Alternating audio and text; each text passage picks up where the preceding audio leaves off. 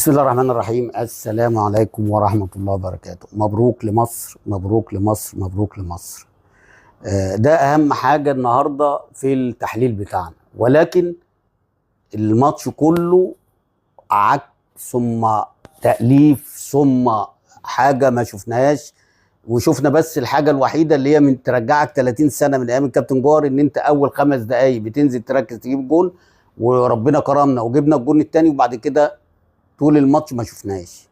صراحة عك في عك طول الماتش.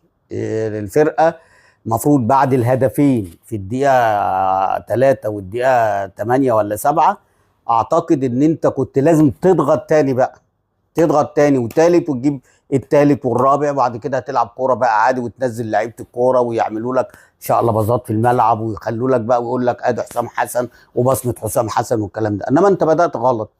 بسم الله الرحمن الرحيم. السلام